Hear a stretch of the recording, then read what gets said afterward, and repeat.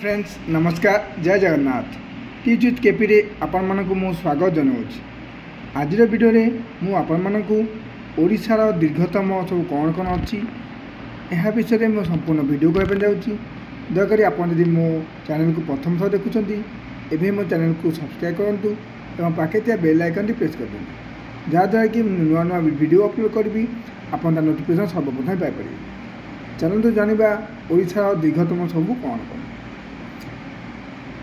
ओडिशार दीर्घतम ब्यारेज उत्तर हूँ महानदी ब्यारेज कटक।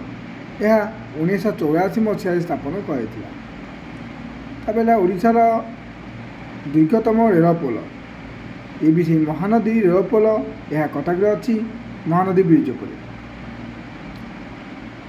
नदीबंध ओडिशार दीर्घतम नदीबंध कौन नदीपोल हूँ कौन ना महानदी टी सेतु कटक अच्छी जहाँ 4 किलोमीटर व्यापी दीर्घतम मन रखते पिलाने मु कही रखुची मो वीडियो आपण मानकु Odia GK Odisha GK India GK world GK current affairs today सब संपूर्ण भाव ओडिया रे आपण मान पाठ पढ़ाई जहाँ संपूर्ण अपडेट अच्छी एवं बहुत दैट मु बही आपण मानकु पढ़ाऊँ।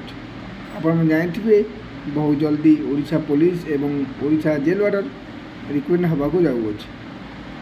नेक्स्ट आसला ओडिशार दीर्घतम नदीबंध उत्तर हूँ हीराकुद नदीबंध यहाँ संबलपुर जिले में अवस्थित। तापर ओडिशार राज्य सड़कपथ दीर्घतम यहाँ हूँ कौन ना SS10 कोरापुट राउरकेला जहाँ 650 किलोमीटर व्यापी लंबी। नेक्स्ट आसला ओडिशार दीर्घतम युद्ध जहाँ कलिंग युद्ध भाव नामित। आप जानते कलिंग युद्ध। ओडिशार दीर्घतम विद्युत लाइन यह हूँ तालचेरु बालीमेला पर्यंत दीर्घतम विद्युत लाइन। नेक्स्ट आता ओडिशार दीर्घतम गभीर नदी गंड यह उत्तर हूँ महानदी और सातकोशिया गंड बा टिकर प्रयास यहाँ अवस्थित अच्छे। नेक्स्ट आसला ओडिशार दीर्घतम सुरंग यह हूँ मालीगुड़ा सुरंग जहाँ कोरापुट ठारे अच्छे।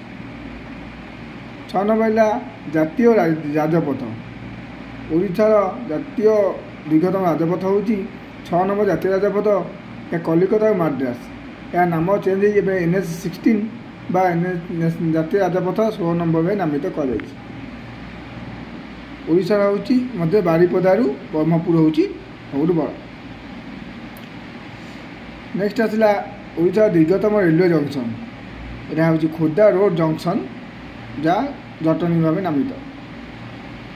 नेक्स्ट आसला दीर्घतम रेल प्लाटफर्म या भुवनेश्वर ओडिशा राजधानी अवस्थित।